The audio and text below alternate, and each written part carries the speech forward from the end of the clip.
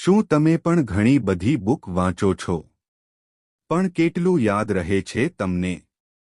કેટલી વાર એવું થયું છે કે બુક પૂરી તો કરી, પણ પછી એવું લાગ્યું કે અંદર શું હતું એ યાદ જ નથી? હા, એવું મોટા ભાગના લોકો સાથે થાય છે. પણ આજે હું તમને બતાવવાનો છું એ 7 શક્તિશાળી રીતો, જેને અપનાવીને તમે માત્ર વાંચશો નહીં, પણ વાંચેલું યાદ પણ રહેશે, જીવી શકશો અને જિંદગીમાં લઘુ પણ કરી શકશો. તો ચાલો શરૂ કરીએ. 1. ક્લિયર પર્પસથી વાંચો. નો વાય યુ આર રીડિંગ.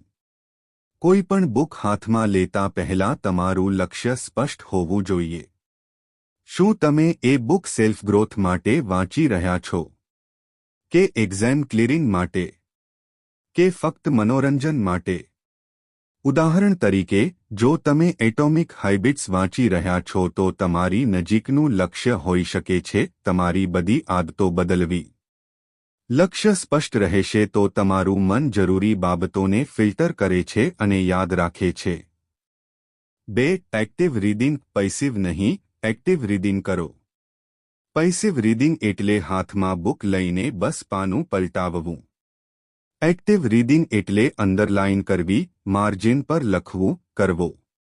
જેમ કે, આ વિચાર મારા જીવન સાથે કેવી રીતે જોડાઈ શકે? એક્ટિવ રીડિંગ બ્રેનને એન્ગેજ કરે છે અને જે એન્ગેજ થાય છે એ જ યાદ રહે છે. 3. નોટ્સ લખો, પણ શાણા જેવી રીતે. તમે બધું હાઇલાઇટ નહીં કરો. જો દરેક લાઇન ઇમ્પોર્ટન્ટ લાગે છે, તો ખરેખર કંઈ પણ ઇમ્પોર્ટન્ટ નથી. બેસ્ટ એ છે કે તમે દરેક ચેપ્ટર પછી 3 કી પોઇન્ટ્સ તમારા શબ્દોમાં લખો. જ્યાં શબ્દો તમારા બની જાય છે, ત્યાં જ યાદશક્તિ બલવાન બને છે. 4. વિઝ્યુલાઇઝેશન ટેકનિકનો ઉપયોગ કરો. શું તમે જાણો છો કે મગજ લખેલા શબ્દ કરતાં વિઝ્યુઅલ્સ વધારે જલ્દી અને લાંબુ યાદ રાખે છે? જે પણ વાંચો તેને મેન્ટલ ઇમેજીસ તરીકે કલ્પનામાં જીવંત કરો. જેમ કે, જો પુસ્તકમાં લખ્યું છે કે success comes from daily habits, તો આંખો બંધ કરો અને તમારી જાતને રોજ સવારે 5 વાગે ઉઠીને પુષ્ટિભર્યો દિવસ જીવી રહ્યો હોવો કલ્પવો. 5. ટીચ વોટ યુ રીડ. શીખેલા બાબતને બીજાને શીખવો. The best way to learn is to teach. તમે જે પણ શીખો છો તેને એક મિત્ર, ભાઈ કે ઇવન કેમેરા સામે પણ રિપીટ કરો. એવું કરવાથી મગજ એવી વાતોને સ્ટ્રક્ચર આપે છે અને લોંગ ટર્મમાં સ્થિર કરે છે. 6.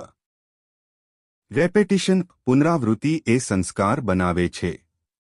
એક વાર વાંચવી ઓછું છે.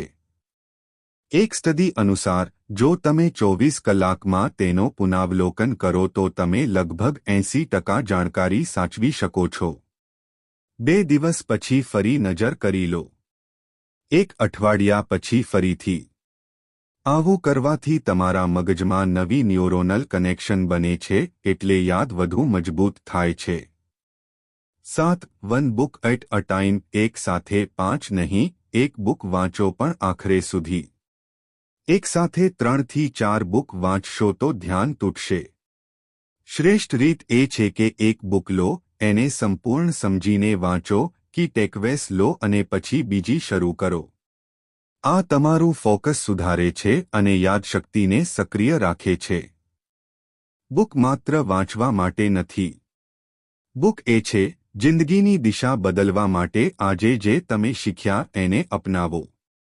ધીરે ધીરે નહીં પણ સમજદારીથી. અને હા, નીચે કોમેન્ટમાં લખો કે તમે હાલમાં કઈ બુક વાંચી રહ્યા છો અને તમને તેમાંથી શું શીખવા મળ્યું છે.